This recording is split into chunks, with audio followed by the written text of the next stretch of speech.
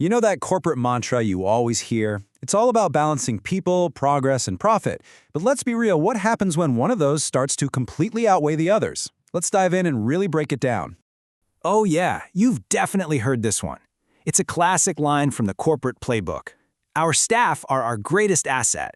And hey, on the surface, that sounds amazing, right? It feels like your company sees you, they value you. But what's really hiding behind that phrase when the pressure's on? And this quote from Jim Goodnight, it really hits the nail on the head for what we want that phrase to mean. The logic is so simple and honestly so powerful. When you treat people like they matter, they'll show you just how much they do. It's the ideal, the version everyone wants to believe in. Now, this isn't just some fluffy, feel-good idea. It's actually pitched as a hard-nosed business strategy. The thinking goes like this. You invest in your people, they feel valued, they work harder and smarter, and boom, that productivity directly fuels the company's growth and, of course, its profits. It sounds like a perfect win-win, but is it really? Okay, and this is where the whole story takes a sharp turn. Let's talk about ROI, return on investment. You know, in the business world, this is the holy grail. Suddenly, a totally different kind of logic kicks in. Every dollar, every hour, every little thing has to be justified. And the question is always hanging in the air. If we do this for our people, how much more money will it make us?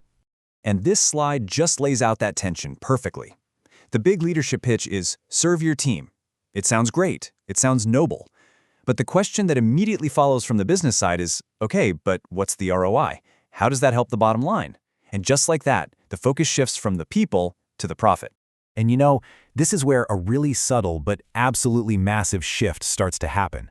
When every nice thing you do for someone, every act of support, has to come with a receipt to prove its worth, well, the relationship itself just changes. It stops being about people connecting with people and starts to feel like just a series of transactions.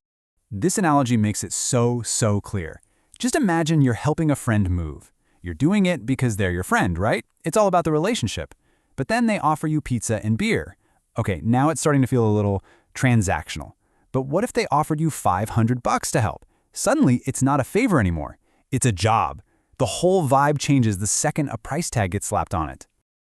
So how does this weird transactional feeling actually show up at work? Okay, picture this. A manager sends this text to someone on their team.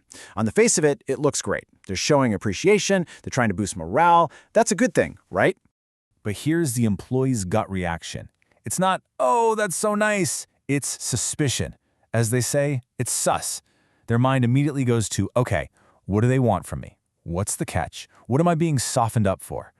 And that's the damage that gets done. In a workplace where every action is secretly measured by its return on investment, trust just completely disappears. If there's no foundation of genuine, no-strings-attached care, then even a simple compliment feels like just another move in a long, complicated business game. So, how do we possibly fix this? Well, it takes a pretty big shift in perspective. It's about moving towards something called servant-minded leadership. And the whole key here is to stop focusing on the outcome of serving, the ROI, and get back to focusing on the intent of serving. It's about being mindful of why you're doing it in the first place. The difference is so simple, but it changes absolutely everything. That ROI-driven version of leadership is always asking, secretly or not, what can I get from my team if I'm nice to them? But this servant-minded approach, it goes right back to the original, pure question. What can I do for my team? The focus is on giving, not on getting something back.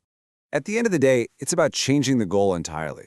The point isn't to just tweak a few human behaviors, just squeeze out a little more productivity.